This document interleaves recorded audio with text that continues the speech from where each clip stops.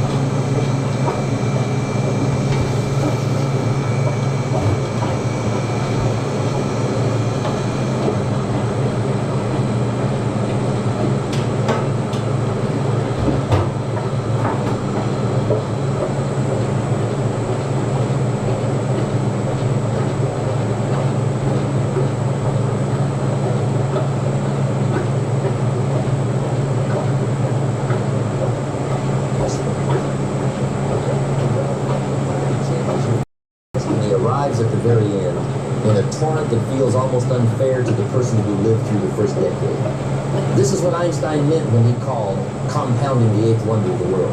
The wonder is not that money grows.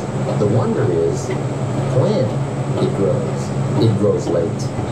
It grows quietly for a long time, and then it grows in a way that breaks every linear intuition the human brain was built with. Think of bamboo.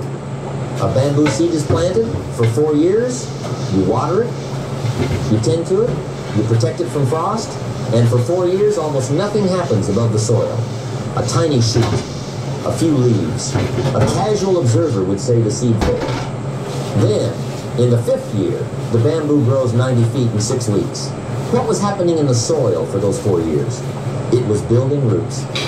A root system so deep, so wide, so structurally sound that when the explosion of growth finally came, the plant could support its own height.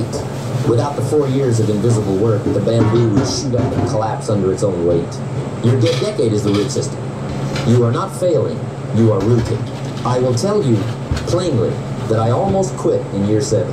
I had been saving aggressively for 7 years, and I had a number in my account that, when I converted it to a per-month equivalent of effort, made me feel like a fool. Friends of mine who had spent the same 7 years buying expensive cars and going on vacations seemed by every visible measure to be living better lives than I was. They had pictures. They had stories. They had houses they had partly paid for and partly leveraged. I had a number in a screen.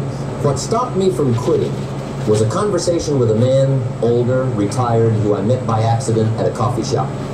He looked at my situation and said something I have never forgotten. He said, "The first 10 years are tuition. You are paying for the right to compound. The actual wealth comes in the second 20 years. The people who quit in year 7 do not understand that they were almost done with the painful part." That sentence saved my life. Not figuratively, literally. Because had I quit in year 7, I would be a different man today, with a different ending. Charles Darwin observed something in nature that applies here precisely.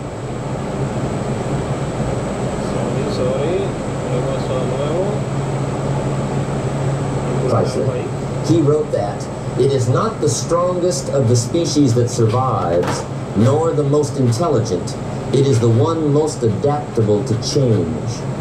I would add a corollary. In finance, it is not the smartest nor the highest earning. It is the one most adaptable to boredom. The debt decade is boring. There is no other way to describe it. You will be tested by boredom in a way you have never been tested before. Because boredom does not feel like an enemy. It feels like a question.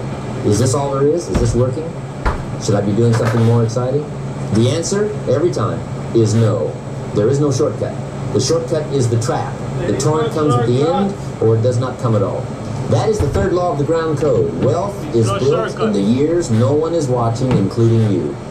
The fourth fundamental is where most self-made fortunes are actually located. It is not it is not the part the the financial press writes about. But every person I know who built real wealth from nothing built it through this single mechanism, fundamental for the skill stack. I want to share with you the most uncomfortable truth in this entire video. Saving alone will not make you wealthy. If you earn an average wage and save responsibly for the financial press writes about. But every person I know who built real wealth from nothing built it through this single mechanism, fundamental for the skill stack. Is not the part the financial press writes about. But every person I know who built real wealth from nothing built it through this single mechanism, fundamental for the skill stack. I want to share with you the most uncomfortable truth in this entire video. Saving alone will not make you wealthy. If you earn an average wage and save responsibly for 40 years, you will retire with a number that, in most major cities, will not buy you a meaningful retirement. The math is simply against you. Inflation has eroded the value of average savings to a degree that the previous generation did not have to face. The era of becoming rich on a single, modest paycheck stretched over 40 years is, with rare exceptions, over. This is not a reason to despair. It is a reason to understand the next rule. The public rule says, get a degree, get a job, follow the salary ladder, retire on what your employer pays you. The ground code says your salary is the floor of your earnings, not the ceiling. The wealth is not in the salary. The wealth is in the skill stack you build outside the job that the salary makes possible. Let me explain what I mean by a skill stack, because this term is often misused. A skill stack is a deliberately assembled set of 3 or 4 complementary capabilities that, when combined, place you in a category of one. Not a category of the best, but a category of the only. Most wealthy people are not the best at any single thing. They are the only person standing at a particular intersection of multiple things. A doctor's not rich. A doctor who can also write clearly, who also understands business, who also has a reputation in a specific niche that doctor builds an empire.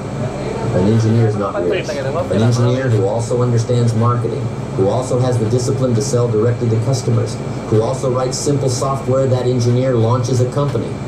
A barber's not rich. A barber who learns accounting, who learns how to manage 3 other barbers, who learns how to negotiate a commercial lease that barber owns 3 shops. The wealth lives at the intersection, not at the peak.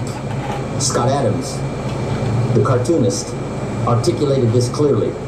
He pointed out that being in the top 1% of any single skill is mathematically nearly impossible. You are competing against millions of people, many of them naturally gifted, many with decades of head start. But being in the top 25% of 3 different skills simultaneously, that is achievable through deliberate work over 5 to 10 years. And the intersection of 3 25% skills is rarer in real economic terms than the peak of any one of them. 25% times 25% times 25% equals roughly 1.5%. You become, statistically, 1 in 66. That is enough. Let me give you a concrete example. A man I knew named Hassan immigrated to the United States in his late 20s, speaking limited English, with no money and no contacts. He took a job stocking shelves at a grocery chain. He worked that job for 11 years. He never made more than $17 an hour at it. But during those 11 years, in his evenings and weekends, Hassan built 3 skills. He learned accounting well enough to do the bookkeeping for a small business. He learned commercial real estate well enough to read a lease, understand cap rates, and negotiate with landlords. He learned to speak English at a near-native business level well enough to write a contract, run a meeting, and pitch an investor. None of these skills, by itself, was world-class. He was not a CPA. He was not a real estate attorney. He was not a poet. But the rates and negotiate with landlords.